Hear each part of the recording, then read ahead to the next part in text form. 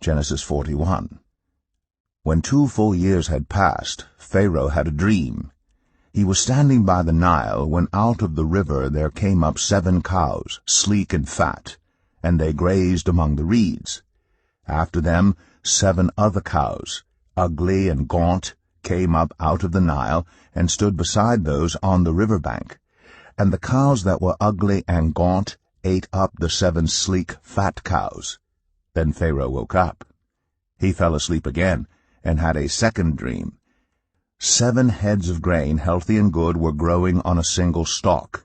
After them 7 other heads of grain sprouted, thin and scorched by the east wind. The thin heads of grain swallowed up the 7 healthy full heads. Then Pharaoh woke up. It had been a dream.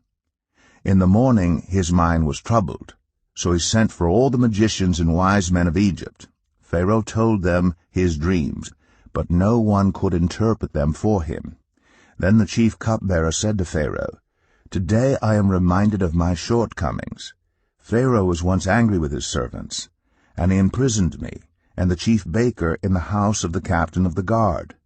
Each of us had a dream the same night, and each dream had a meaning of its own. Now a young Hebrew was there with us, a servant of the captain of the guard. We told him our dreams, and he interpreted them for us, giving each man the interpretation of his dream, and things turned out exactly as he interpreted them to us. I was restored to my position, and the other man was impaled." So Pharaoh sent for Joseph, and he was quickly brought from the dungeon. When he had shaved and changed his clothes, he came before Pharaoh. Pharaoh said to Joseph, "I had a dream, and no one can interpret it. But I have heard it said of you that when you hear a dream you can interpret it." "I cannot do it," Joseph replied to Pharaoh, "but God will give Pharaoh the answer he desires." Then Pharaoh said to Joseph, "In my dream I was standing on the bank of the Nile, when out of the river there came up 7 cows, fat and sleek, and they grazed among the reeds. After them 7 other cows came up, scrawny and very ugly and lean.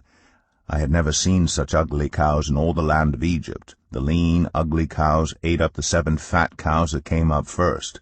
But even after they ate them, no one could tell that they had done so. They looked just as ugly as before. Then I woke up. In my dream I saw 7 heads of grain, full and good, growing on a single stalk. After them 7 other heads sprouted, withered and thin and scorched by the east wind. The thin heads of grain swallowed up the 7 good heads. I told this to the magicians, but none of them could explain it to me." Then Joseph said to Pharaoh, "The dreams of Pharaoh are one and the same. God has revealed to Pharaoh what he is about to do. The 7 good cows are 7 years, and the 7 good heads of grain are 7 years. It is one and the same dream. The 7 lean, ugly cows that came up afterward are 7 years, and so are the 7 worthless heads of grain scorched by the east wind. They are 7 years of famine. It is just as I said to Pharaoh. God has shown Pharaoh what he is about to do. 7 years of great abundance are coming throughout the land of Egypt, but 7 years of famine will follow them. Then all the abundance in Egypt will be forgotten, and the famine will ravage the land. The abundance in the land will not be remembered, because the famine that follows it will be so severe. The reason the dream was given to Pharaoh in 2 forms is that the matter has been firmly decided by God, and God will do it soon. And now let Pharaoh look for a discerning and wise man, and put him in charge of the land of Egypt. Let Pharaoh appoint commissioners over the land to take 1/5 of the harvest of Egypt during the 7 years of abundance. They should collect all the food of these good years that are coming, and store up the grain under the authority of Pharaoh to be kept in the cities for food.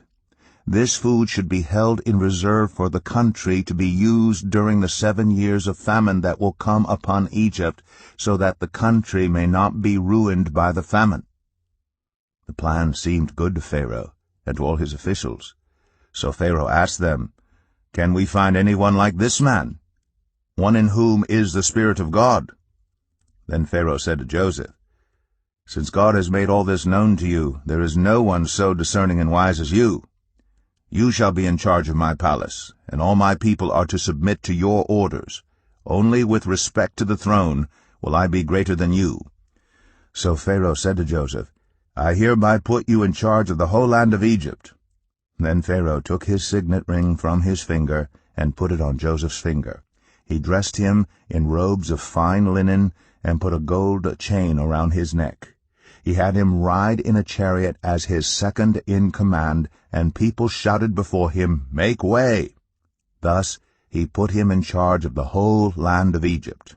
Then Pharaoh said to Joseph, "I am Pharaoh, but without your word no one will lift hand or foot in all Egypt."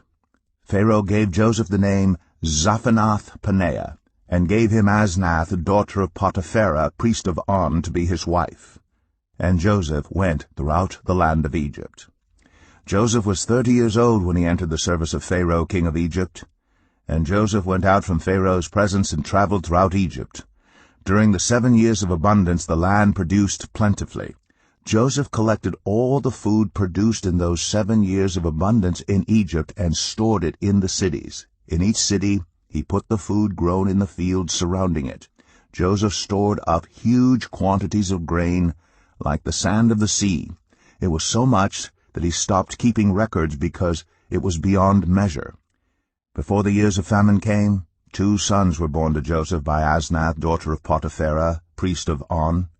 Joseph named his firstborn Manasseh and said, "It is because God has made me forget all my trouble and all my father's household." The second son he named Ephraim, and said, "It is because God has made me fruitful in the land of my suffering."